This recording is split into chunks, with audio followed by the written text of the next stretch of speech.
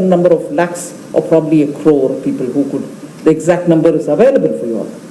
But what we have achieved since after 2014 September in Jan Dhan Yojana is actually reaching out, making financial inclusion possible. So all these are steps towards Antyodaya, and we proved repeatedly because of the Prime Minister's understanding of how governance works, last mile connectivity has to be the final reckoning point. That was proven in Jan Dhan, that was proven in the way Aadhaar reached, that was proven in the way through mobile linkages of services, and then therefore the Jam Trinity, therefore the way in which Swanidhi, Mudra, everything was brought in. Now if that is ensured and that is on ground, then move over to talking about reforms. Moving over to talk about reforms is not the way in which we are extricating the economy from the license quota Raj, but it is also our belief that we need to trust our own businesses. We need to trust our own Indian economy. We need to trust our own tradesmen. We need to trust our own small and medium units, which are the backbone of this country, which again fits with the Indian philosophy, our own ideology, the ideology which was also in sync with our forebear, who's the Jansang, that from the beginning we were not happy with this imported ideology. Socialism was an import from the USSR model. Command structure from center, plan everything for the states, one size fits all. So what's good in Karnataka is also equally good in Mizoram. Cannot be. But that's how it happened over the decades. And at that time, the so-called federalistic principle were not so much in discussion because it was one party all over. At the same time, equally, the socialism and glorified picture of India can develop only under this model, which actually did not fit with our own culture. With rampant prevalence of self-made people, people contributing on their own, who were not propped up by the institutions of the government, you needed to have a philosophy which will suit us.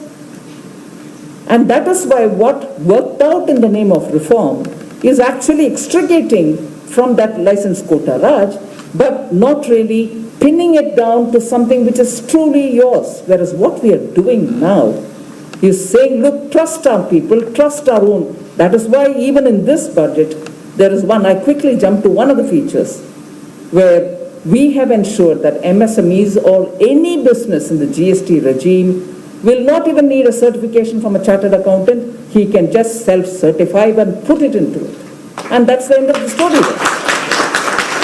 So if that idea, and Honorable Prime Minister repeats it, wealth creation is not wrong. In fact, we need to honor wealth creators. Otherwise, where are you going to generate this money for your Antyodaya? And without that stream of honorably producing, selling, trading, exporting, and paying this, that money which is required for your Ujjwala, for your farmer, is not going to happen. So why pretend that the welfare state is going to be from money, God knows from where? These are chores, or these are people for whom everything has to be done without being accountable. Everything has to be done for the Antyodaya. There's no question about it. We'll have to do it. But it has to be funded through the business, and that business paying it on the basis of a certain kind of understanding that this economy will have to be sabka saath, sabka vikas. See, that is the grounding principle, and therefore this whole approach of, oh my God, you're selling the family silver, even that's absolutely wrong.